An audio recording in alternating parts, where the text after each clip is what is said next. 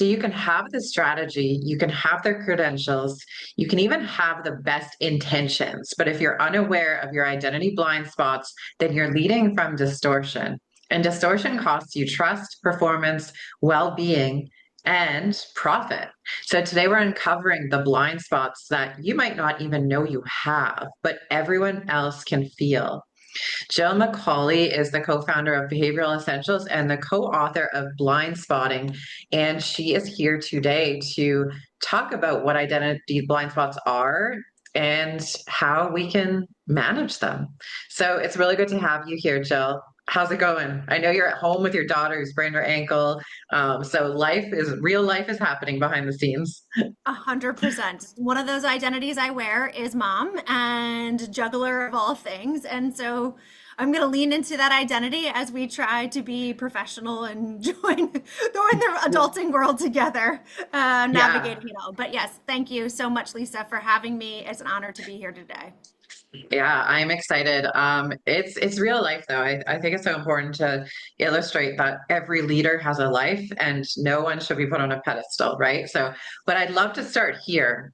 Why do highly intelligent, experienced leaders still find themselves burnt out, misunderstood, leading teams with tension, or watching culture essentially erode without knowing why? What is happening beneath the surface? It always starts with awareness of yourself. And it's a lens that is really hard to think of because you're always looking externally. And it's easy to forget to look and listen to what is going on internally. The concept I really want to bring forward is we all have these blind spots. And in Yeah. particular, what blind spots are, they're the things that we can't see about ourselves that hold us back. They show up in the deeply rooted how we're motivated, our intellect, our emotional capacity, our personality, things that are somewhat static and fixed, but they also show up in our behavior, which is how you and I experience the external world, how others experience us, and our identity. So how we introduce ourselves. And you think, how could I have something like that like gets in the way of all of this when it's all of these people's problems? They're the ones that are causing the pain. This is the issue. It is oftentimes the assumptions and the way our brain goes to work to make assumptions of what has brought us success before, and we create Hmm. this kind of default way of operating. Even though our best of intentions, we go to the same tools over and over again in leadership. And Hmm. because those tools have brought us success, they've also brought us psychological safety, and they have some part of like what we kind of take pride in ourselves, so that ego presence. And so oftentimes in the workplace, when things are really starting to erode, the very first place to look is at yourself. And that's also sometimes the scariest and most difficult place because you can't always see yourself accurately by just looking in the mirror. It often Hmm. takes others and tools and reflection and dialogue and conversation. So the hence vulnerability to put yourself out there to actually get at the root of what is going on. But awareness is not a solo sport and nor is business. So we have to lean into that together. Yeah. Can you define identity blind spot just so that the audience knows what we're talking about? It's very much when you have a way of kind of defining who you are that is no longer serving you. So, an easy way to explain that is I'm an amazing graphic designer. And so, a lot of us have had that role where we're an awesome doer. And so, we would come out and we'd be like, Hi, Lisa, I'm Jill, I'm a graphic designer. But actually, Mm, I'm not a graphic designer anymore. I'm a manager or a leader of leaders that do graphic designing. And so ultimately, not letting go of that identity of doer and still defining yourself as that identity, hmm. you, when times get stressful, when busy, when hurried, you're going to go back to that identity that you're hanging your hat on. That again, what has brought you success? What has brought you safety? What has kind of you're proud of your work? But as we elevate in leadership, we take on new identities, and they're often we have to kind of part with that key identity. So going back to my graphic designer example, when that person gets elevated to manager or leader or COO or whatever that looks like, they're not the best graphic designer anymore. Right. Most likely, the actual people doing graphic design have become better. They're more Right. attuned to the trends, the ways, the fastest and best tools to get it done. But we're still grasping on an identity that's not serving us, and we really need to shift that. So, an identity blind spot, simply said, is you still cling to an identity that's no longer serving you, and you can't see that it's no longer serving you. It's interesting because when you and I met and you asked me a little bit about myself, I kind of felt strange, like thinking, I'm like, who am I? And this like kind of fits perfectly with the conversation we're having because I was trying to think back. I'm like, man, what can I tell her? What is relevant? What is important? Who am I actually? I don't want to mislead her. Um, so I know most often people they don't really know how to identify themselves. Like their identity is essentially invisible to them. Mm-hmm. And most often, when people hear identity, they think of demographics. But in blind spotting, you talk about identity as something so much deeper than that. So, can you explain how is an identity formed, and then how it shows up in leadership?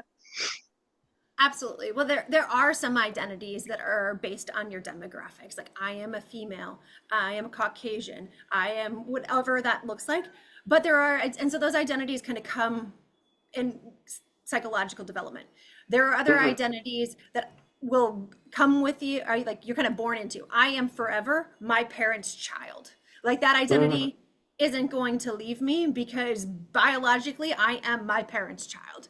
How I prioritize that identity might evolve with time. And then there's new identities that we get along in life. I become the partner of my significant other. I become a mother. I become different types of those types of identities. In the workplace, it's very much linked to what you're doing and that title Mhm. you have. Um, and what is interesting about that is those titles give us status, they give us power, they give us access, they give us the things to grow. But comes a point where we have to make sure that that title is not enmeshed with our whole self. A lot of times, it's easiest to look kind of at our elders in this conversation and think about that older boss you had that when they hit that retirement mode, they weren't ready to quit. They had the panic attack because they were the CEO, they were the boss, and they held that identity so firmly that when they no longer actually had the title, they still were trying to like come in and not let go and let the organization live beyond them. So identities come and go, but in the workplace, very much our identities are for a moment in time. They're based on what Mhm. we're doing, they're based on what the organization needs, and they're based on the kind of market context of what's going on. And it's important to understand that they do kind of like hats come on and off. And it is a great test of asking someone, who are they? To see what words first come out of their mouth. And you'll see some people immediately say, hi, I'm Jill, I'm the mother. Or sometimes it would be like, hi, I'm Jill, I'm the COO. And actually, Lisa, I am new-ish now, 3 years into being a chief operating officer. It's year 3 that I actually can say it out loud because I had my Right. own issues with identity. I was like, do I earn this? Is this actually me? Like I haven't done enough to be here yet. I feel like a phony. So I often, if you had asked me who I was 3 years ago when I got this title, I would just say I manage the team. Right. I wasn't Yeah. even And comfortable enough to say I had a C-suite title. Thankfully, talking to people like you have pushed me into like they read my title, and then I'm like, oh thank God they can say it, not me. But I have my own issues, and that's very human. And of I had very much identified as a doer, and my background was in consulting and planning, and I wore consultant and planning hat really loud and proud. And when I elevated to leader of leaders, not the consultants, not the planner, I I was very slow to let go of those because I didn't trust that I had earned that title that I have today. Yeah, so many people deal with imposter syndrome, and I know a really smart woman who calls them the flying monkeys that come at you and they try and speak in your ears, and you got to swat them away. And but that's part of it, and that's something that leaders have to deal with is all of that internal communication. Plus, they're leading a team, and so how does a leader's so unconscious identity shape communication? I'll give you the example for this one to answer that question related to someone who has taken on the identity of founder. That's one a lot of probably your listeners have been a part of a startup or know someone who's been in that role and they founded the business. When they wear that hat of founder, they come at a certain way in how they communicate and the authority in which they communicate, and very much forget that they are a team member in that journey. And it's also, we've all heard the term founder syndrome. It's very hard for them to let go of their baby. So that's very much when we think about identity and communication, is when someone has taken on a title and then that title, they treat it as access or authority or influence. Obviously, then there's the opposite, is when, oh, I'm just a coordinator, I can't speak in this meeting. I'm just the admin, I have no ability to talk. So you then, the complete flip of that is when you have that kind of imposter, but just like you don't feel like you have any authority because your title is just. Right. Or that could be And an excuse. It's like the rigidity of using your identity in that way instead of keeping it really fluid, right? yes.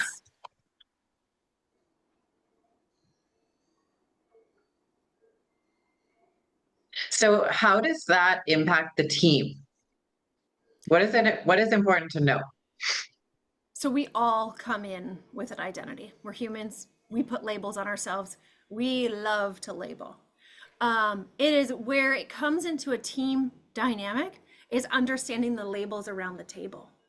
Okay. How do you do And that? that's the super fun piece. It just, so few people actually take the time to think that that's important. And it's really about first understanding what are the labels I'm wearing and just simply getting those down and thinking about and paying attention to how do you introduce yourself, and what are you bringing forward that is not just the actual title of your job in that identity, and then why. So start there. That individual level you have to start at before we go at the team level.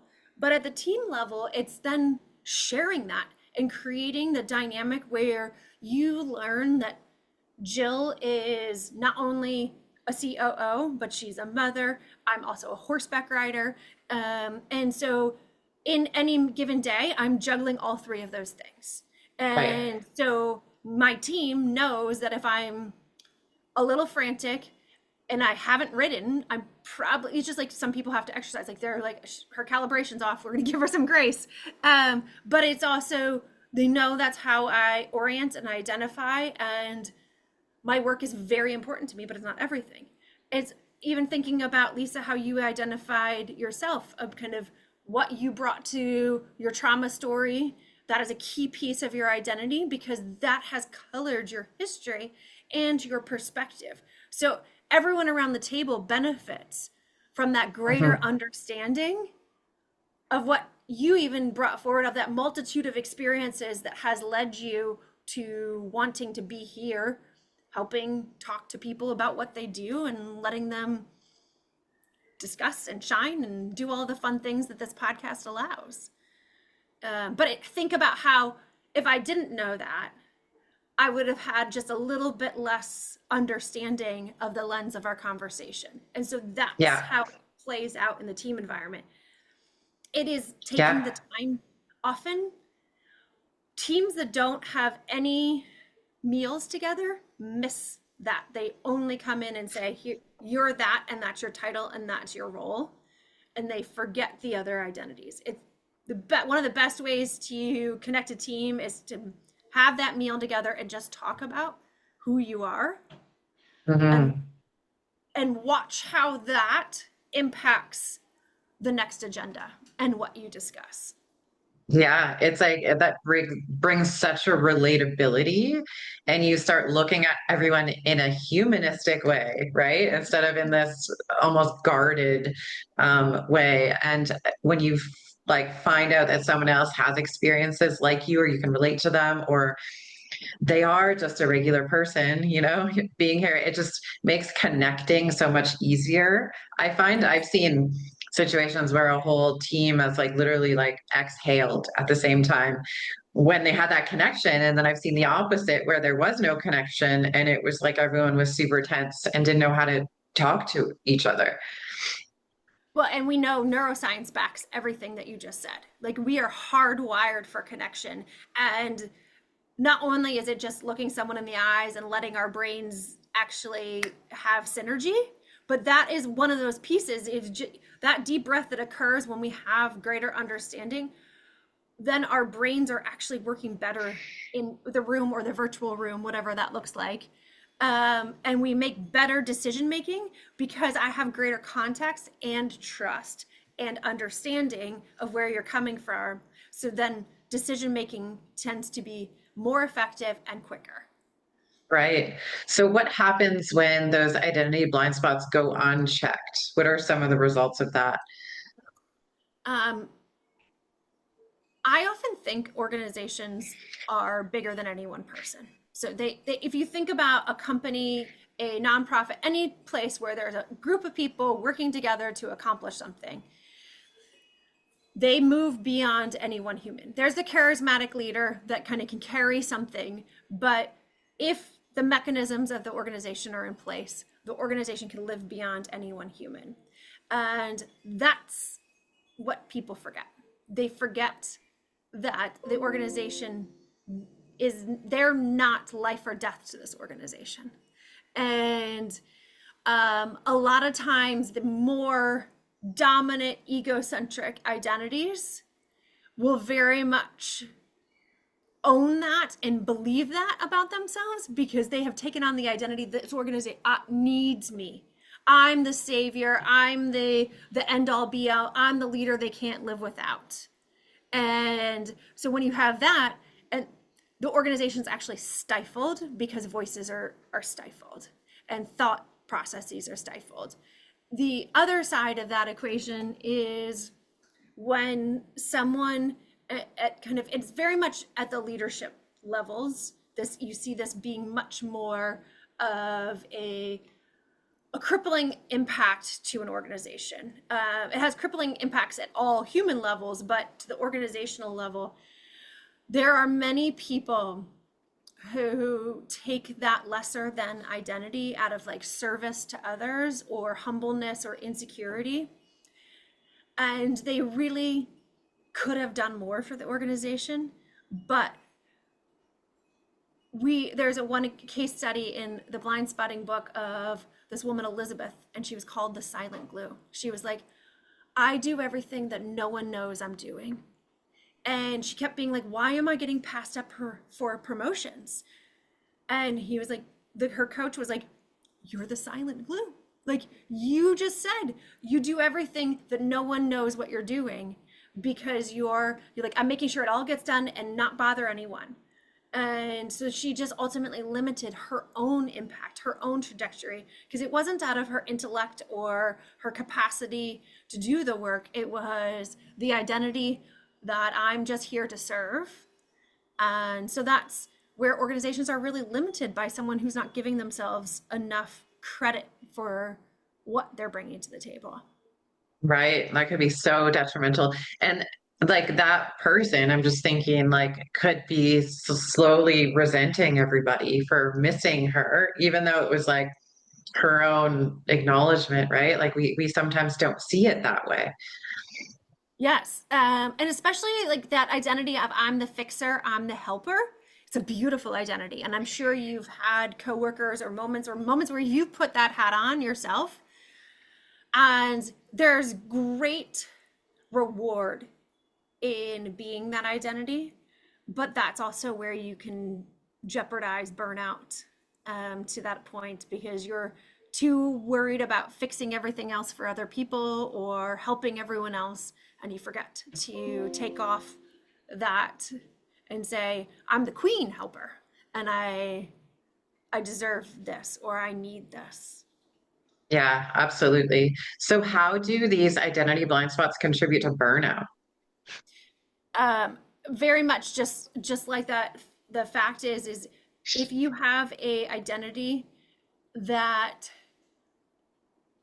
you wear that sacrifices yourself first, like, and then you could take it to the parent identity, the parents who put their children as the end all be all and never take care of themselves. You can put it to the executive assistant that works 24/7 whenever the boss rings, whenever the boss texts, whenever the boss, they're there jumping because they're like, I'm here to serve. And they have ultimately forgotten that they are, I am here. I am me first and foremost. And so very much the psychology is we must take care of ourselves first before we can take care of others. And Mm, when we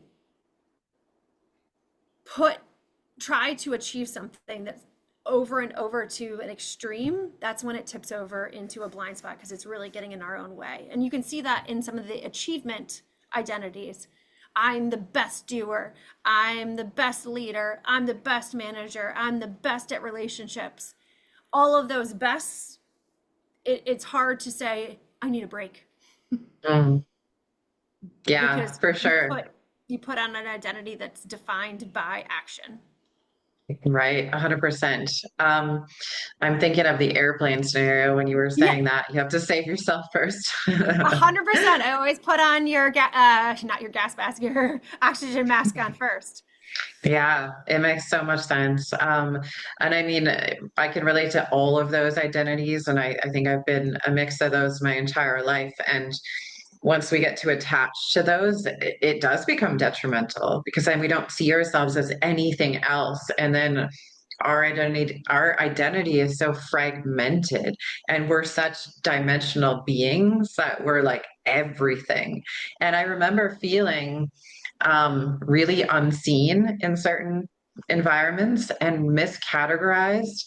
So what happens when people feel miscategorized or unseen? That goes back to blind spotting and business and leadership and human nature. We're not in it by ourselves. We have to lean on others to help us see what's getting in our own way. Mhm. Um, and that's it's risky, and sometimes that's easier said than done, depending on what.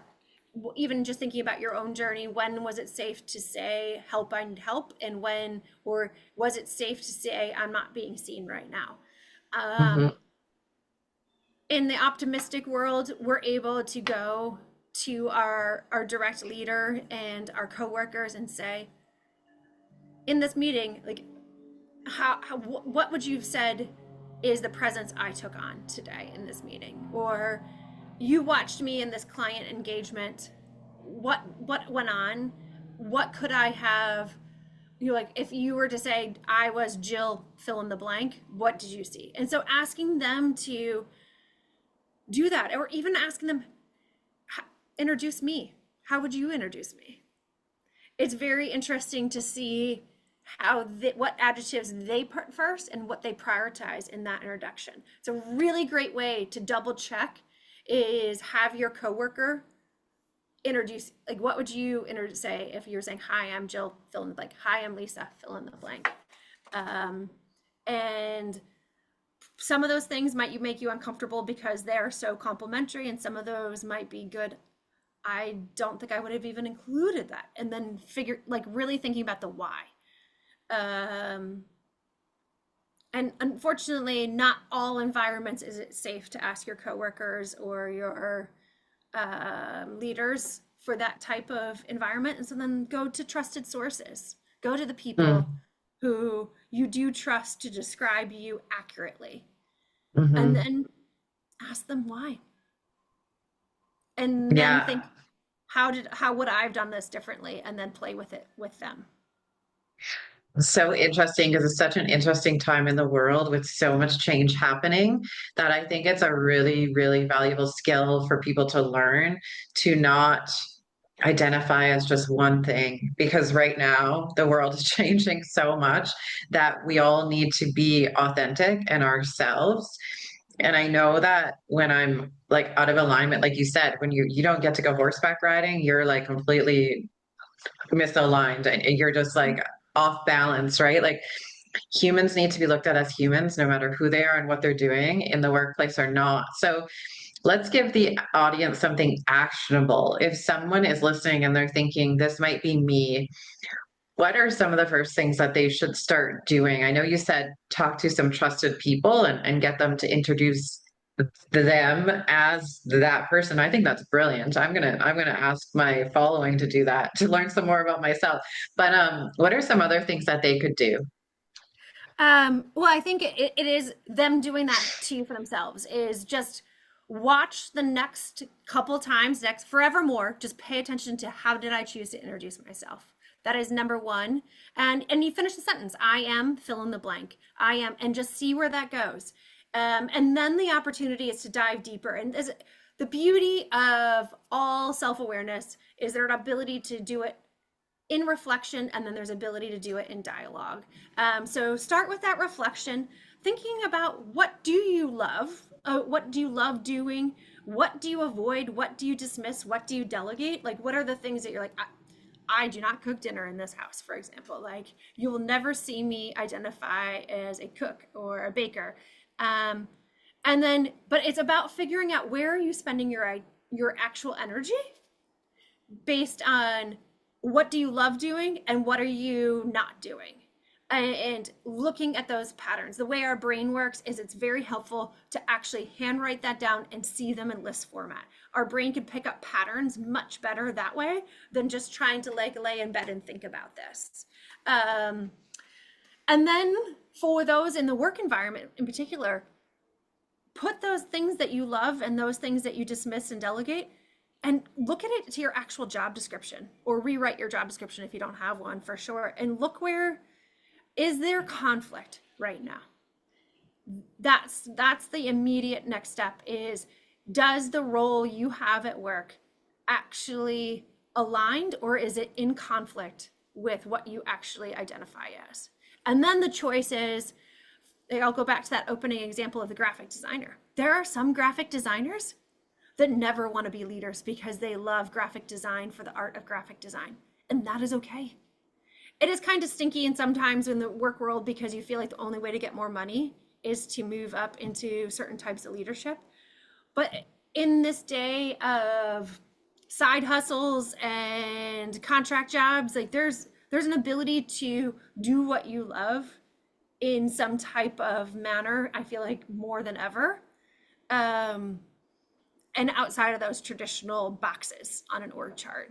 But it is about Hmm. looking for that friction, so that, and really thinking about where do you feel drained and overlooked, to your point, Lisa, and disconnected, because those are the signals to you for misalignment.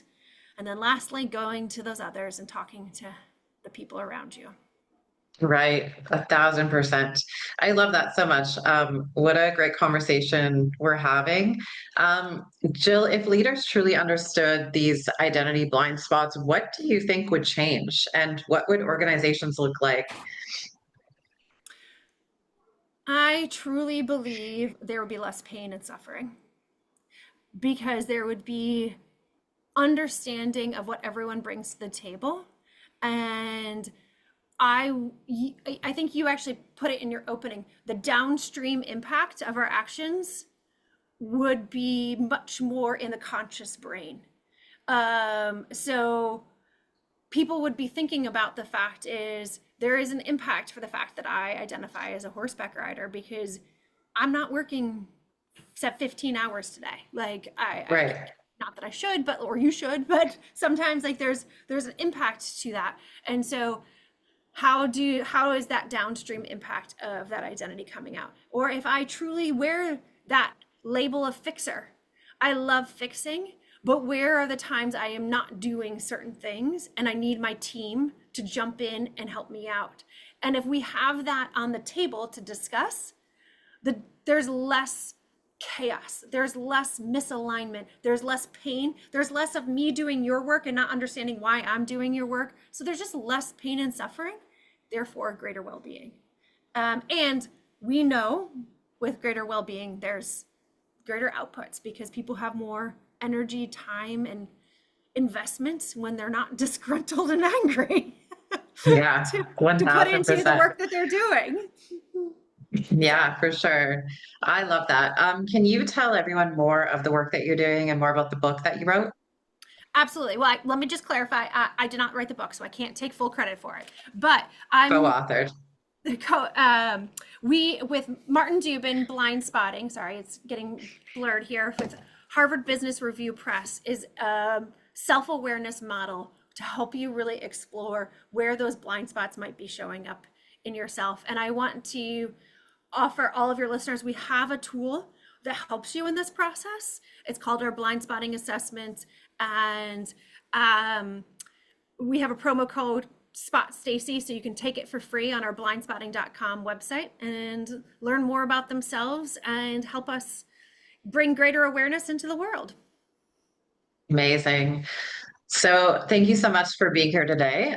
We will make sure to have your information in the show notes for people so they can access you easily, and we'll make sure to put that promo code in there as well.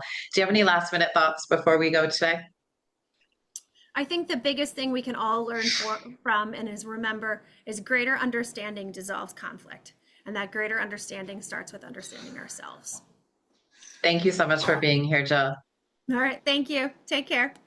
Take care. And to our audience, thank you so much for being here. So, this episode solves a massive universal problem. Most leadership issues are not strategy problems, they are identity problems. And until that is examined, everything else is surface level optimization. So, stay tuned for the next episode. Thanks, everyone. Bye for now.